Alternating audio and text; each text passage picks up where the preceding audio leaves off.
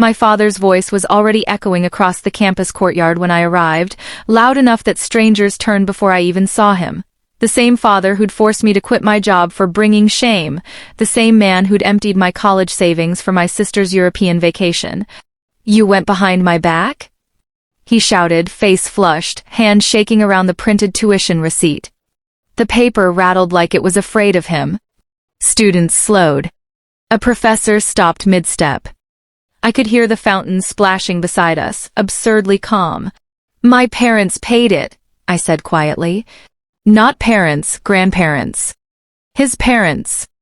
The ones he'd sworn I'd never ask for help." For a second, he looked small. Then the meltdown came. His voice cracked. His pride split open.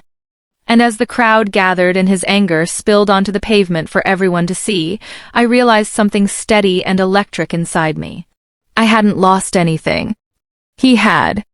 I've always been the quiet one in our family, the background character in everyone else's story. My sister was the celebration, the applause, the future they bragged about at weddings.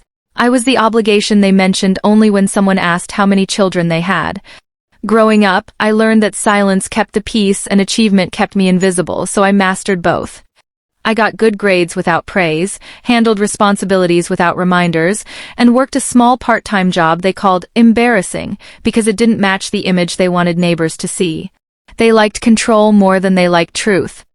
When they ordered me to quit that job, I obeyed, not because they were right, but because I was studying them the way people study storms, watching patterns, memorizing pressure shifts.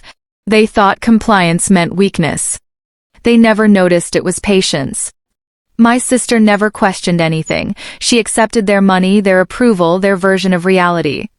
I accepted something else, proof. Every dismissal, every comparison, every quiet theft of opportunity became evidence I stored carefully, like documents in a locked drawer no one knew existed. They believed I was the easiest child to overlook. That was their first mistake. After the campus scene, nothing exploded at home. That would have been easier. Instead, everything shrank into small, careful cuts. My mother began introducing me to relatives as the sensitive one, her smile soft, apologetic, as if she were warning them not to expect much. My father stopped asking about my classes but asked my sister about her travel photos twice a day, his voice warm in a way I'd never heard directed at me. At dinner, plates touched the table louder when they were set in front of me. Not slammed, just placed with a firmness that said extra effort. When I spoke, my father would nod before I finished, already turning toward my sister as if my sentences were background noise. Sometimes he'd correct details that weren't wrong, his tone polite, almost helpful, the way someone fixes a stranger's grammar. I noticed everything. The quick glances they exchanged when I mentioned future plans, the faint sigh when I walked into a room mid-conversation, the way praise for me always sounded like relief instead of pride. No insults. No arguments. Just a steady, practiced reminder that in their story I was still a footnote. The moment didn't arrive with thunder. It came on a Tuesday afternoon, folded inside an ordinary envelope. I found it on the kitchen counter, half hidden beneath grocery receipts. My name was printed neatly across the front, but it had already been opened. The flap was bent back too far, like someone had been impatient. Inside was a letter from the department office, an official notice confirming my selection for a competitive research placement, the kind professors mentioned in hushed, impressed tones. A stipend. A recommendation. A future. My mother stood at the sink when I looked up. "We didn't think it was important," she said, rinsing a glass, eyes on the water instead of me. "Your sister has bigger plans right now." Something inside me didn't break. It aligned. All the small dismissals, the quiet thefts, the careful minimizing, they stopped feeling personal and started feeling predictable. And predictable things can be studied. Managed. Redirected. I folded the letter along its original crease and slid it back into the envelope. My voice, when I thanked her, sounded calm enough to belong to someone else. That was when I understood. I didn't need their permission, their approval, or their fairness. I only needed their certainty that I would never act. I didn't confront them. Confrontation would have warned them, and warnings make people careful. Instead, I treated my life like a case file. First, I visited the department office and requested certified copies of every document tied to my academic record, awards, payment confirmations, correspondence. The administrator recognized me, smiled, and stamped each page without questions. I organized everything into a slim folder, chronological, labeled. Evidence looks more convincing when it's neat. Next, I opened a new bank account they didn't know about and redirected my stipend there. The clerk explained the privacy settings. I listened closely, asked precise questions, memorized the terms. Quiet knowledge is stronger than loud confidence. At home, I changed nothing. I still nodded at dinner. Still thanked them for small things. Still let them believe I was drifting wherever they pushed. But I watched. I noted dates when money moved, when comments shifted, when they spoke about me as if I weren't in the room. Patterns formed like constellations. They thought I was healing from humiliation. In truth, I was preparing a record so complete that when the moment came, I wouldn't need to raise my voice. Facts, presented calmly, would do it for me. The opportunity arrived disguised as a family dinner. My father had invited relatives over to celebrate my sister's return, her stories spilling across the table like confetti. Paris lights, Roman fountains, strangers who called her Bella. I listened, hands folded in my lap, while my aunt finally asked the question that always circled back to me. "And what about you?"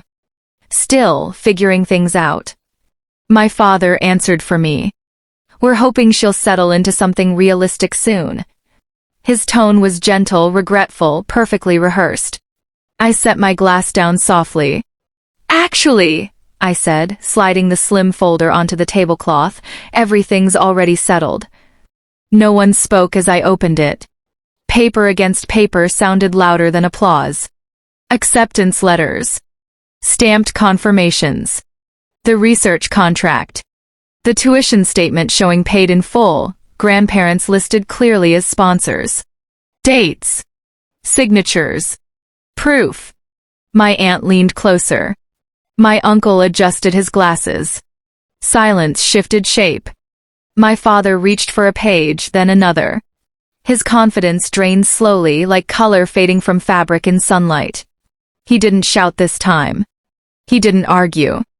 He just kept turning pages, each one quieter than the last. I didn't explain anything. I didn't have to. No one defended him. That was the first consequence. My aunt cleared her throat and asked me about the research program instead of my sister's trip. My uncle nodded slowly as he reread the stipend line, the approval in his expression quiet but unmistakable. Across the table, my sister's smile stayed frozen, like she'd missed a cue only she'd been rehearsing. The room hadn't turned against my father, it had simply turned toward me. He noticed.